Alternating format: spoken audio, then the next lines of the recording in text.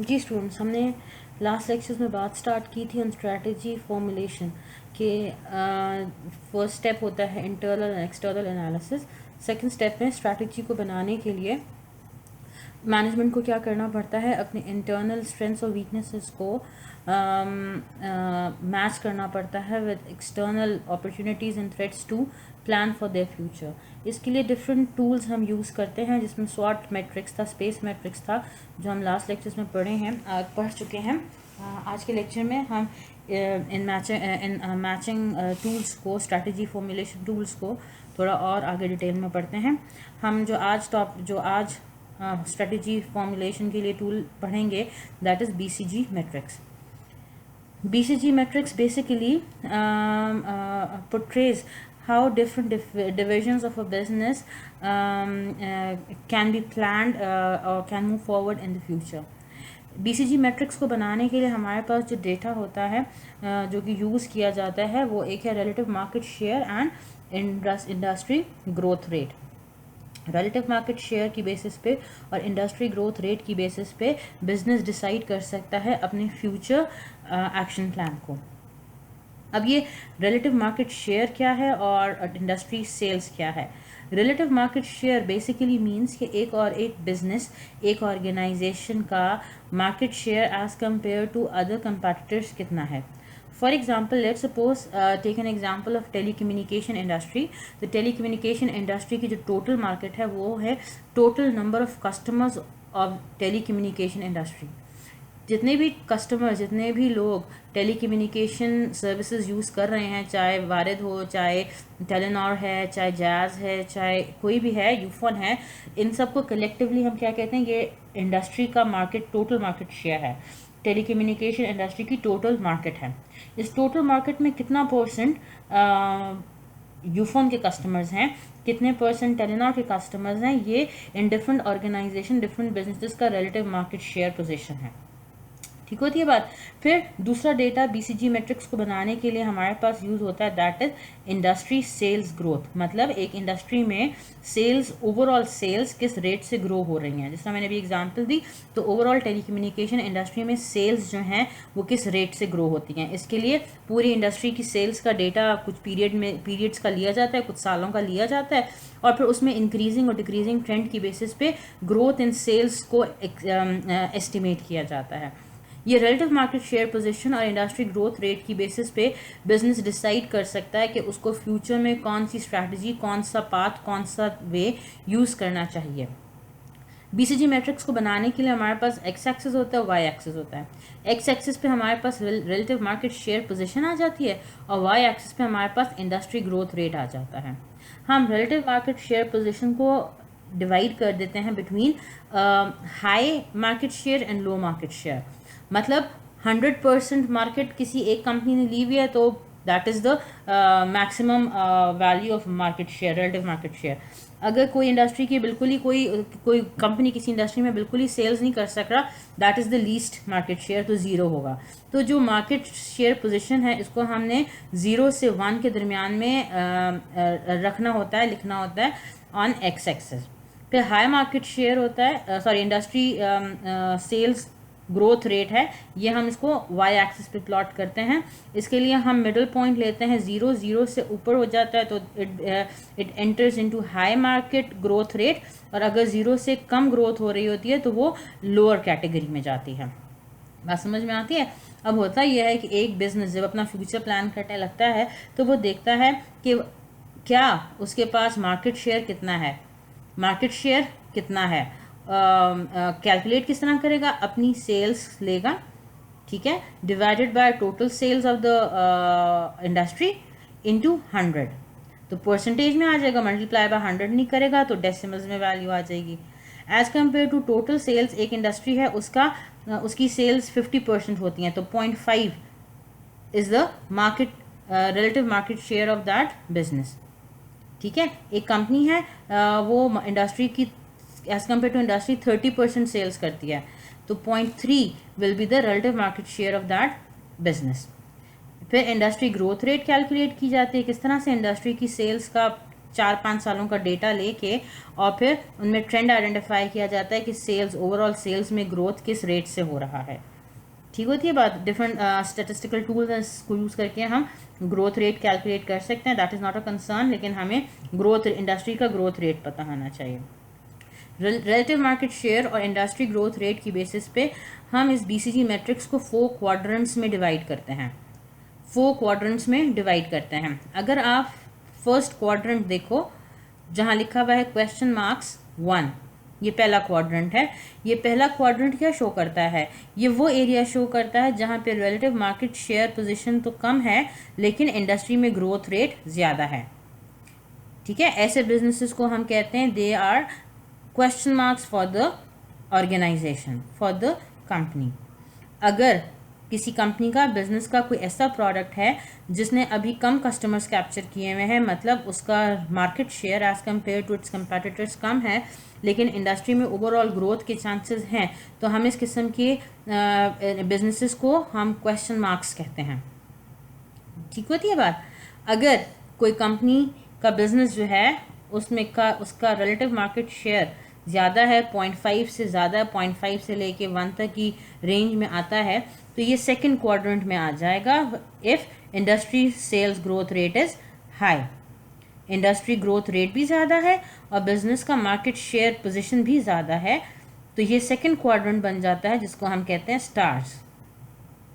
एक ऐसी बिजनेस, एक ऐसा कंपनी जिसके हम रिलेटिव मार्केट शेयर तो ज़्यादा हो लेकिन इंडस्ट्री में अब ग्रोथ रेट कम हो गई है, इंडस्ट्री की सेल्स ग्रो नहीं कर रही हैं, तो इस किस्म के बिजनेस को हम कहते हैं this is a cash cow. ठीक होती है बात। फोर्थ क्वाड्रेंट कहलाता है डॉग्स। डॉग्स किस किस्म के बिजनेसेस हैं? जिनमें मार्केट शेयर पोजीशन भी लो है और इंडस्ट्री में ग्रोथ रेट भी लो है। इंडस्ट्री में ग्रोथ रेट भी नहीं हो रही, ग्रोथ भी सेल्स की नहीं हो रही और बिजनेस का मार्केट शेयर भी कम है।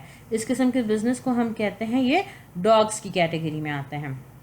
अब इन question marks, stars, cash cows और डॉग्स को अगर हम इंडिविजुअली देखें तो आपका बिजनेस इन 4 क्वाड्रेंट्स में से जहां भी लाई करता होगा उसके अकॉर्डिंगली आप अपनी फ्यूचर की स्ट्रैटेजी को यूज़ कर सकते हो।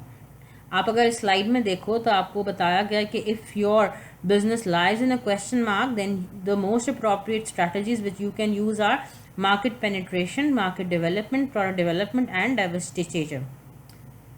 अगर आपका बिजनेस स्टार्स में लाई करता है तो आपके लिए बेनिफिशियल है टू यूज़ बैकवर्ड और forward integration, market penetration, market development और प्रोडक्ट डेवलपमेंट। इन 1 by 1 इन क्वाड्रेंट्स को हम 1 by 1 और डिटेल में डिस्कस करते हैं। सबसे पहला क्वाड्रेंट था क्वेश्चन मार्क। क्वेश्चन मार्क कौन सा है?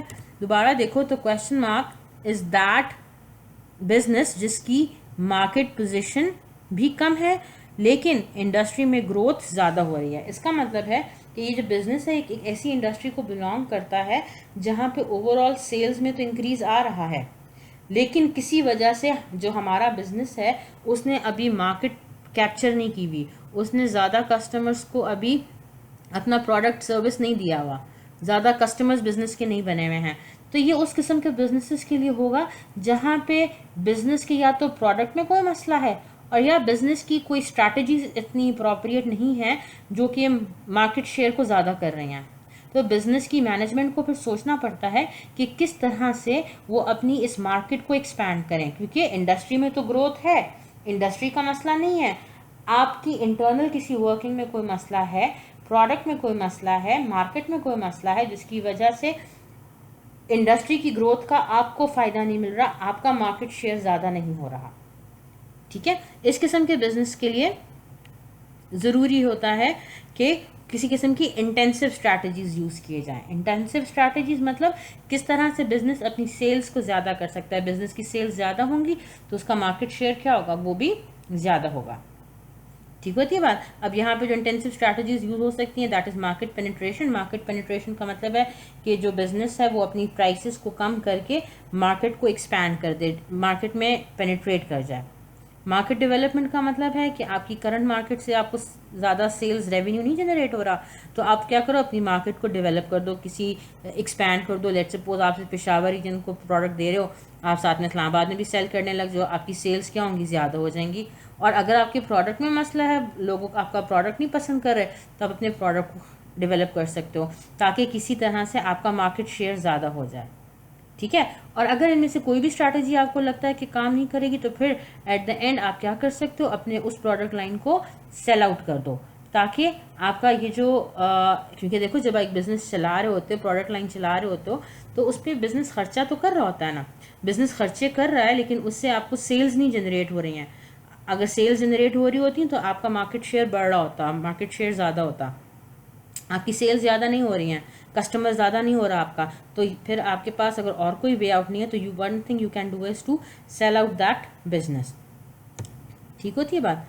फिर सेकंड क्वाड्रेंट को हम कहते हैं स्टार्स। स्टार्स कौन से थे? जिनका रिलेटिवली हाई मार्केट शेयर था और हाई ग्रोथ रेट था।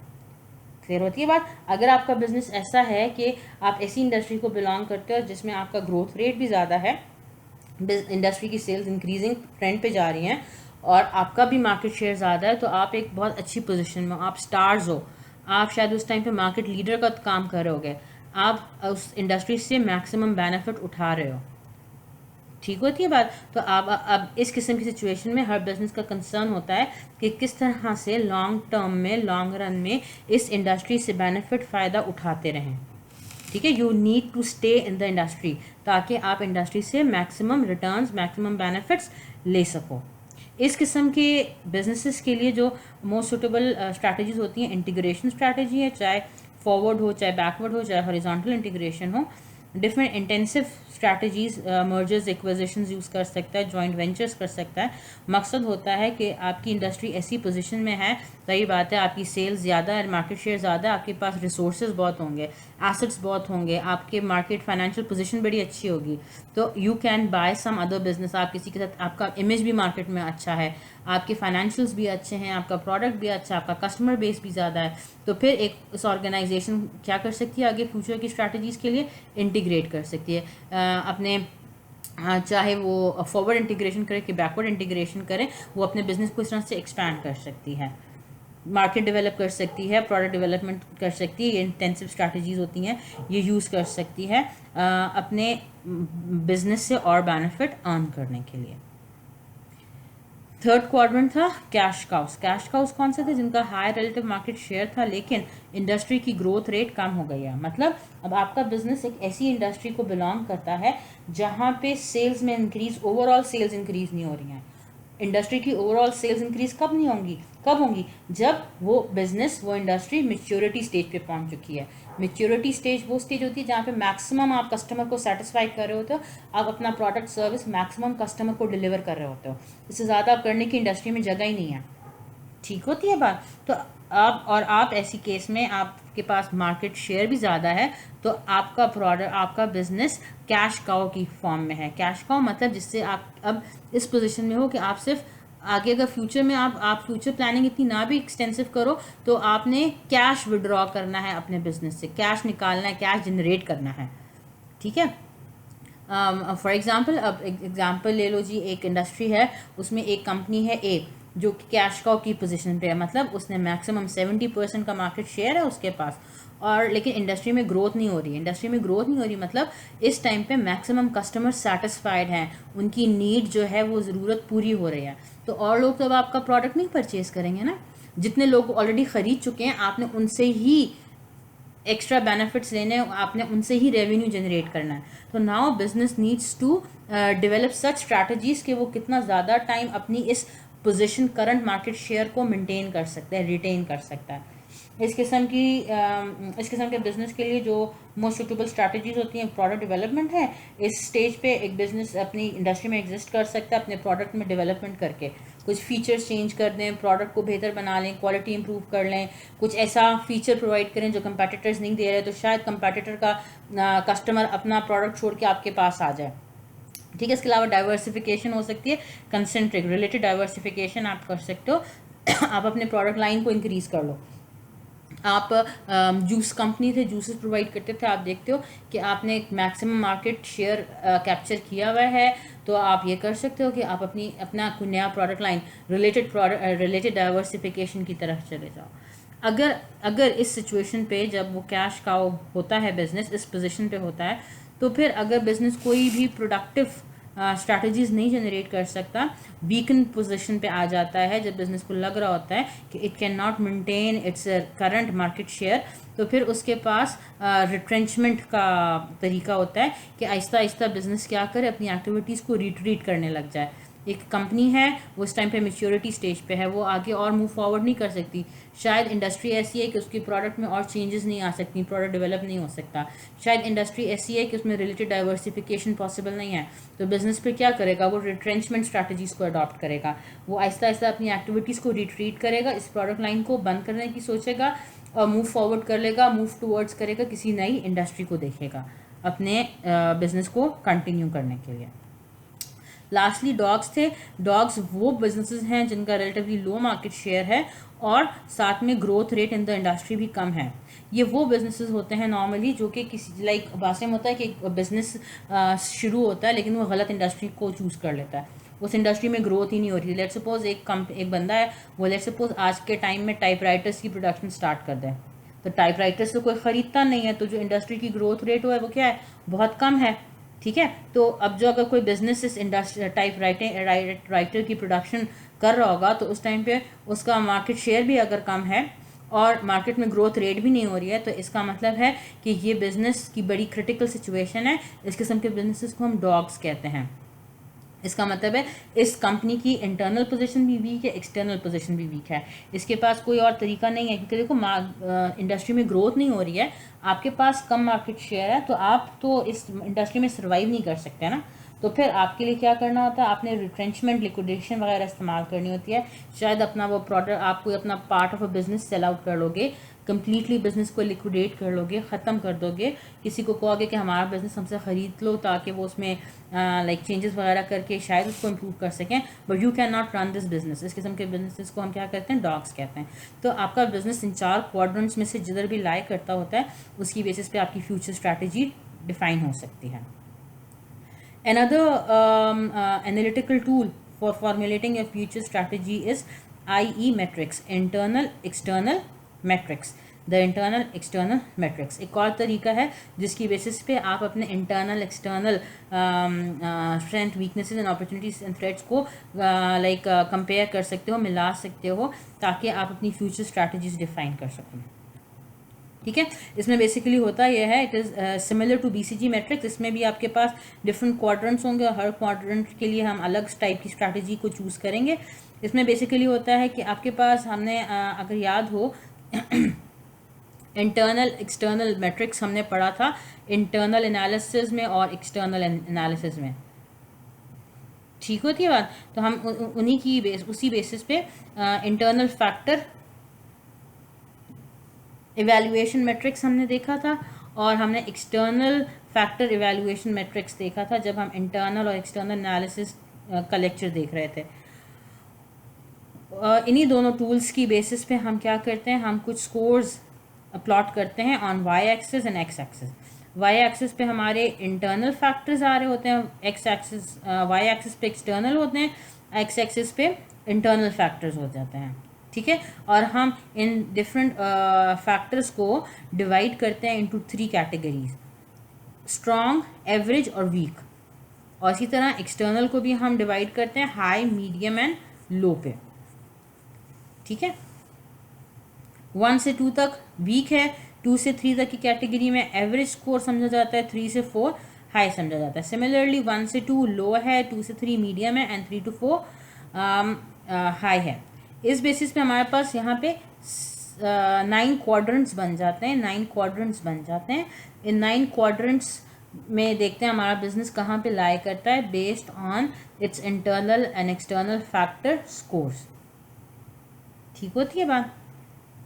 और फिर रिलेटिव स्ट्रैटेजीज जिस क्वाड्रेंट में आप लाई करते हो, अगर आप इस स्लाइड को देखो तो आप देखोगे कि अगर आप फर्स्ट, सेकंड या फोर्थ क्वाड्रेंट में लाई करते हो तो आपके पास एक अलग सेट ऑफ सजेस्टेड स्ट्रैटेजीज हैं जिसमें बैकवर्ड फॉरवर्ड इंटीग्रेशन आता है, मार्केट पेनिट्रेशन आता है, मार्केट डेवलपमेंट आता है एंड प्रोडक्ट डेवलपमेंट आता है। अगर बिजनेस लाई करता है थर्ड, फिफ्थ और सेवन्थ क्वाड्रेंट में तो इन तीनों के लिए एक जो अलग से सजेस्टेड स्ट्रैटेजीज हैं that are market penetration and product development. अगर आपका बिजनेस लाई करता है इन last 3 quadrants that is 6, 8 and 9, उस इन तीनों सिचुएशंस में आपके लिए suggested strategies are retrenchment and diversification. इनको आगे हम डिटेल में ज़रा देखते हैं इस मैट्रिक्स को। मैंने बता दिया ये मैट्रिक्स बनाया जाता है ऑन 2 की डायमेंशन, जिसमें हमारे पास इंटरनल फैक्टर इवैल्यूएशन मैट्रिक्स के वेटेड स्कोर्स होते हैं और एक्सटर्नल फैक्टर इवैल्यूएशन मैट्रिक्स के वेटेड स्कोर्स होते हैं। हम इन स्कोर्स को डिवाइड करते हैं 3 ग्रुप्स में, ठीक है। 0 से लेके 1 तक ए ग्रुप, 1 से 2 तक सेकेंड ग्रुप, 2 से 3 तक 1 से 2 तक ए ग्रुप, 2 से 3 तक दूसरा ग्रुप, 3 से 4 तक थर्ड ग्रुप, ठीक है। और इस बेसिस पे हम high, low and medium categories में डिवाइड कर देते हैं, ठीक हो गया बात। और हर सेल कुछ डिफरेंट टाइप की स्ट्रैटेजीज को सजेस्ट कर रहा होता है, एज वाज एक्सप्लेन प्रीवियसली। अब यहाँ पे आपको एग्जांपल से समझाया गया है। लेट्स सपोज आपके पास एक कंपनी है जिसकी आपके पास फैक्टर स्कोर्स दिए हुए हैं, रेवेन्यूज दिए हुए हैं, प्रॉफिट्स दिए हुए हैं, EFE एक्सटर्नल फैक्टर वैल्यूएशन के स्कोर्स दिए हुए हैं, इंटरनल फैक्टर वैल्यूएशन का स्कोर गिवन है, और डिफरेंट टाइप के बिजनेस सेगमेंट्स हैं, प्रोडक्ट लाइंस हैं 1 2 3 4 एंड 5। पहला सेगमेंट है उसका रेवेन्यू बताया गया है, उससे कितना प्रॉफिट अर्न हो रहा है, उसका एक्सटर्नल फैक्टर वैल्यूएशन स्कोर कितना था, उसका इंटरनल फैक्टर वैल्यूएशन स्कोर कितना था, वो हमने सारा इंटरनल एक्सटर्नल एनालिसिस से देख के अपने पास डेटा कंपाइल कर लिया। इस डेटा को यूज़ करके हम अपने बिजनेसेस को प्लॉट कर सकते हैं इस इंटरनल एक्सटर्नल मैट्रिक्स पे। और जिस तरह पहला सेगमेंट है जिसमें आपके पास जो एक्सटर्नल फैक्टर इवैल्यूएशन स्कोर है that is 2.5 and internal factor evaluation score is 3। तो मैंने एक्स एक्सिस पे 3 लिया और वाई एक्सिस पे 2.5 पे आप देखो तो आपके पास एक सर्कल बना हुआ है जिसके साथ 1 लिखा हुआ है, ठीक है। ये सर्कल का डायमीटर शो करता है कि कितना रेवेन्यू है, और इसका शेडेड एरिया शो करता है कि आउट ऑफ दिस रेवेन्यू कितना प्रॉफिट अर्न कर रहा है। थोड़ा सा ये बिजनेस के बारे में बताता है कि यहाँ पे कौन सी किस्म की स्ट्रैटेजी को यूज़ करना चाहिए। अब ये जिस पोजीशन पे लाई करता है, ये लाई करता है जी इन क्वाड्रेंट 4। तो क्वाड्रेंट 4 के लिए हमारे पास सजेस्टेड स्ट्रैटेजी कौन सी थी? ग्रो एंड बिल्ड स्ट्रैटेजीज हैं, जिसमें बैकवर्ड फॉरवर्ड इंटीग्रेशन आती है, मार्केट पेनिट्रेशन आती है, मार्केट डेवलपमेंट आती है एंड प्रोडक्ट डेवलपमेंट आ जाती है। बात समझ में आती है? इसी तरह से डिफरेंट बिजनेस के सेगमेंट्स को, डिफरेंट बिजनेसेस को हम प्लॉट कर सकते हैं इस ग्राफ के अंदर। तो बिजनेस की मैनेजमेंट को एक आइडिया मिल जाता है कि कौन सी फ्यूचर स्ट्रैटेजी यहाँ पे मोस्ट अप्रोप्रिएट है फॉर द पर्टिकुलर बिजनेस। यहाँ तक बात समझ में आती है? And the last is the grand strategy matrix. Grand strategy matrix is based on 2 evaluative dimensions: competitive position and market or industry growth. हम अपने grand strategy matrix बनाते हैं बिजनेस को 2 एरियाज में असेस करने के बाद। पहला डायमेंशन होता है competitive position as compared to the competitor। आप किस पोजीशन पे हो, जो कि बेसिकली अगर BCG मैट्रिक्स से कंपेयर करो that is the relative market share, ठीक है। और market growth rate is the same industry growth rate. In 2 basis के ऊपर हम क्या करते हैं, 4 क्वाड्रेंट्स बना सकते हैं। आपका बिजनेस जिस क्वाड्रेंट में लाई करता होगा उस क्वाड्रेंट से को देख के फ्यूचर स्ट्रैटेजी को चूज़ किया जाता है, अडॉप्ट किया जाता है, ठीक है। अब कंपेटिटिव पोजीशन है तो या तो कंपेटिटिव पोजीशन वीक होगी या स्ट्रॉन्ग कंपेटिटिव पोजीशन होगी, ठीक है। सिमिलरली ग्रोथ रेट या तो स्लो ग्रोथ रेट होगी या रैपिड और हाई ग्रोथ रेट होगी।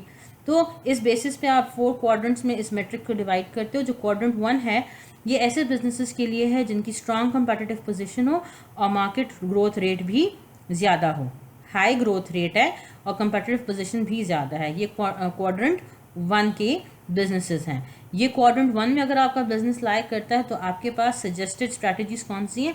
Market development, product market penetration, product development, forward integration, backward integration, horizontal integration and diversification, related diversification. In 7 strategies में से बिजनेस देखता है कि उस बिजनेस की करंट एक्सटर्नल और इंटरनल फोर्सेस की बेसिस पे, इंटरनल एनालिसिस की बेसिस पे बिजनेस की मैनेजमेंट डिसाइड करती है इन 7 में से उस बिजनेस के लिए कौन सा बेस्ट फ्यूचर पाथवे होगा। अगर बिजनेस की ग्रोथ रेट तो अच्छी है, हाई है, लेकिन कंपेटिटिव पोजीशन वीक है, मार्केट शेयर उसका कम है, तो उस सिचुएशन में ये सेकंड क्वाड्रेंट में बिजनेस लाई करता होगा। और बिजनेस के लिए सजेस्टेड स्ट्रैटेजीज हैं market development, market penetration, product development, integration, diversification and liquidation. अगर आपका बिजनेस वीक कंपेटिटिव पोजीशन पे है and it has slow growth rate, फिर ये थर्ड क्वाड्रेंट में लाई करता है और सजेस्टेड स्ट्रैटेजीज आपको थर्ड क्वाड्रेंट में बताई गई हैं। अगर बिजनेस की मार्केट पोजीशन, कंपेटिटिव पोजीशन तो स्ट्रांग है, but it is part of a slow growth rate industry, तो उस सिचुएशन में बिजनेस के पास जो अवेलेबल ऑप्शंस होते हैं that are related diversification, unrelated diversification and joint ventures. Industry grow नहीं कर रही but you are at a strong position, तो आप क्या कर सकते हो, या तो आप डाइवर्सिफाई कर सकते हो अपने आप को, या किसी और के साथ मिलके अपने बिजनेस को इम्प्रूव कर सकते हो इंडस्ट्री से बेनिफिट ज़्यादा लेने के लिए। यहाँ पे बात समझ में आती है। यहाँ पे ये क्वाड्रेंट्स जो हैं आगे डिफाइन किए गए हैं। Quadrant 1 continued concentration on current markets, क्योंकि पहला क्वाड्रेंट था rapid market growth rate and strong competitive position, तो आप अपनी ही एग्जिस्टिंग मार्केट से और बेनिफिट लेना चाह रहे होते हो। ठीक है, आप ये स्लाइड्स को गो थ्रू कर लो, इसमें वही सारी बातें डिस्कस की गई हैं। यहाँ तक आई होप कि आपको क्लियर होगा। फिर स्ट्रैटेजी बनाने के लिए थर्ड स्टेज होता है डिसीजन स्टेज, जहाँ पे मैनेजमेंट को डिसाइड करना होता है एक्चुअली कि उसके पास जो पिछली डिसीजन मैचिंग स्टेज से जो स्ट्रैटेजीज, सजेस्टेड स्ट्रैटेजीज आई हैं, उसमें से बेस्ट स्ट्रैटेजी कौन सी है। अब जिस तरह देखो यहाँ पे था इस क्वाड्रेंट के थ्रू अगर लेट्स सपोज आपका बिजनेस लाई करता है इन क्वाड्रेंट 2, तो आपके पास 6 अवेलेबल स्ट्रैटेजीज हैं, इनमें 6 में से कौन सी को चूज़ करना चाहिए। आप देखोगे कि शायद आप कहते हो कि मैं हमारा बिजनेस फाइनेंशियली स्ट्रांग है तो प्रोडक्ट डेवलप कर सकते हैं, ठीक है, और हम इंटीग्रेशन पे भी जा सकते हैं, मार्केट डेवलपमेंट भी कर सकते हैं। तो बिजनेस के पास 3 अल्टरनेटिव रूट्स आ गए, market development, product development and integration. इन तीनों में से बिजनेस को कौन सा रूट चूज़ करना चाहिए, इस डिसीजन को लेने के लिए हम क्या करते हैं, क्वांटिटेटिव स्ट्रेटेजिक प्लानिंग मैट्रिक्स बनाते हैं। Third stage is a decision stage, जिसमें जो कि basically alternative course of actions को इवेल्युएट करके मैनेजमेंट डिसाइड करती है कि हमने आगे फ्यूचर में कौन सी स्ट्रैटेजी को एक्चुअली अप्लाई करना चाहिए जिससे बिजनेस को मैक्सिमम बेनिफिट मिल जाए। इस मैट्रिक्स को बनाने के लिए क्वांटिटेटिव स्ट्रेटेजिक मैट्रिक्स को बनाने के लिए बिजनेस क्या करता है कि आइडेंटिफाई, अपने लिस्ट डाउन करता है डिफरेंट की इंटरनल एंड एक्सटर्नल फैक्टर्स को, जिसकी बेसिस पे बिजनेस की फ्यूचर स्ट्रैटेजी डिसाइड की जाती है।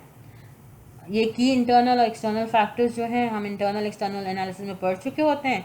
इन तमाम इंटरनल एक्सटर्नल फैक्टर्स को कुछ वेट्स असाइन किए जाते हैं based on their importance to the business. मतलब बिजनेस के लिए शायद बिजनेस एक ऐसी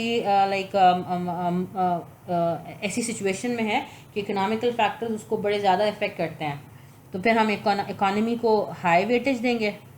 लेट सपोज बिजनेस जो है एक ऑनलाइन बिजनेस है, उसके लिए टेक्नोलॉजिकल फैक्टर्स बड़े इंपॉर्टेंस रखते होंगे, तो हम टेक्नोलॉजिकल फैक्टर्स को हाई वेटेज दे देंगे। इंटरनल फैक्टर्स की बेसिस पे हमने देखा कि जी बिजनेस की कौन से इंटरनल फैक्टर्स इंपॉर्टेंस रखते थे, बिजनेस के लिए कौन से नहीं रखते थे, उस बेसिस पे हम क्या करते हैं, वेट्स असाइन कर देते हैं। फिर इन वेट्स की बेसिस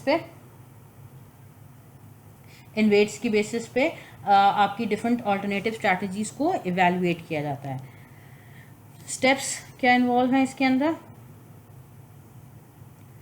सबसे पहले we need to make a list of key external and internal factors. Key external factors में अपॉर्चुनिटीज, थ्रेट्स आ जाते हैं, इंटरनल फैक्टर्स में स्ट्रेंथ्स एंड वीकनेसेस आ जाती हैं, उनको वेट्स असाइन किए जाते हैं, ठीक है। और फिर हर स्टेज 2 की जो अल्टरनेटिव स्ट्रैटेजीज हैं उनको मैच किया जाता है, देखा जाता है with respect to these weights. We determine the attractiveness scores, compute the total attractiveness score and compute total sum attractiveness score। किस तरह करते हैं इसको आगे हम एग्जाम्पल से देखते हैं। फॉर एग्जाम्पल हमारे पास यहाँ पे एक QSPM quantitative strategic planning matrix यहाँ पे गिवन है for a retail computer store. यहाँ पे आप देखो तो आपके पास की फैक्टर्स में डिफरेंट अपॉर्चुनिटीज़ और थ्रेट्स लिखे गए हैं, ठीक है। इनको वेट्स असाइन किए गए हैं with respect to importance for the business. फिर दो अल्टरनेटिव स्ट्रैटेजीज थी हमारे पास। लेट्स सपोज फर्स्ट स्ट्रैटेजी थी buy new land and build new large store, मतलब मार्केट डेवलपमेंट हम कर रहे थे। एंड सेकंड स्ट्रैटेजी थी फुली रेनोवेट एग्जिस्टिंग स्टोर। दो स्ट्रैटेजीज हमने चूज़ की, दो पाथवेज हमने चूज़ किए बिजनेस का इंटरनल एक्सटर्नल एनालिसिस करने के बाद। अब इन दोनों में से बिजनेस के लिए बेहतर कौन सी है, तो सबसे पहले हम क्या करते हैं, अट्रैक्टिवनेस स्कोर देखते हैं। अट्रैक्टिवनेस स्कोर का मतलब है कि ये जो बिजनेस के एक्सटर्नल इंटरनल फैक्टर्स हैं ये कितना अट्रैक्टिव हैं, कितना सपोर्ट करते हैं बिजनेस की सजेस्टेड स्ट्रैटेजी को। जिस तरह अब पहला यहाँ पे स्ट्रैटेजी थी कि buy new land and build new large store. तो पहली अपॉर्चुनिटी है population of city growing by 10%, ठीक है। पॉपुलेशन ग्रो कर रही है, इसका मतलब है देयर आर चांसेस कि आपकी कस्टमर बेस ज़्यादा होगी। जब आपकी कस्टमर बेस ज़्यादा होगी, कस्टमर ज़्यादा होंगे, तो आपके लिए अच्छा है, फ़ायदा मंद है कि आप कोई नया स्टोर ओपन करो, नई ज़मीन खरीदो, नया स्टोर बनाओ। आपके कस्टमर्स क्या होंगे, ज़्यादा होंगे, ठीक है ना। तो इसकी attractiveness of this strategy as compare to this opportunity is more, maximum है, इसलिए इसको हमने स्कोर असाइन कर दिया, लेट्स सपोज 4। अगला आप देखो तो अपॉर्चुनिटी है rival computer store opening 1 mile away, ठीक है। आपसे थोड़े ही दूर एक नया स्टोर ओपन हो रहा है। जब राइवल कंपनी है तो it can capture your customers, ठीक है। तो इस किस्म की अपॉर्चुनिटी के लिए जो सेकंड स्ट्रैटेजी थी fully renovate your existing store, ये ज़्यादा अट्रैक्टिव थी, ये ज़्यादा बेनिफिशियल थी कि आप अपने राइवलरी से बचने के लिए अपने स्टोर को रेनोवेट करो और अट्रैक्टिव बनाओ, ताकि आपका कस्टमर आपके पास ही रहे, नया कस्टमर भी आपको देख के आपकी तरफ अट्रैक्ट हो। तो इस यहाँ पे आप देखो तो जो सेकंड अपॉर्चुनिटी है उसमें क्योंकि वो सेकंड स्ट्रैटेजी के लिए ज़्यादा अट्रैक्टिव थी, उसको हायर स्कोर वहाँ पे दिया गया। इस बेसिस पे जो मैनेजमेंट है वो बेस के क्या करती है, इस बेसिस पे अपने अपॉर्चुनिटीज़, थ्रेट्स और वीक स्ट्रेंथ्स एंड वीकनेसेस को देख के अपनी स्ट्रैटेजीज़ को कंपेयर करती है अपने opportunities, threats, weaknesses and strengths के साथ, और डिटर्मिन कर देती है अट्रैक्टिवनेस स्कोर। फिर अट्रैक्टिवनेस स्कोर को वेट से मल्टीप्लाई करके टोटल अट्रैक्टिवनेस स्कोर आ जाता है। ये total TAS means total attractiveness score. ये किस तरह से आया, वेट इनटू अट्रैक्टिवनेस स्कोर। इस सारे टेबल को कंप्यूट करके एंड पे आपके पास टोटल अट्रैक्टिवनेस स्कोर आ जाता है। एंड पे आप देखो तो 4.36 और 3.27 है। इस total sum of attractiveness score की बेसिस पे बिजनेस डिसाइड कर सकता है कि उसके लिए ज़्यादा अच्छी स्ट्रैटेजी कौन सी है। 4.36 इज ग्रेटर देन 3.27। इसका मतलब है as compare to the external opportunities and threats, internal strengths and weaknesses, company के लिए पहली स्ट्रैटेजी ज़्यादा बेहतर थी, उसका अट्रैक्टिवनेस स्कोर ज़्यादा है। इस तरह से बिजनेस क्या करता है, अपनी फ्यूचर स्ट्रैटेजीज़ को डिटर्मिन करता है और फ्यूचर स्ट्रैटेजी डिसाइड करता है। आई होप यहाँ तक क्लियर होगा। कोई मसला हो तो आप मुझसे ग्रुप में पूछ लें। Thank you ji.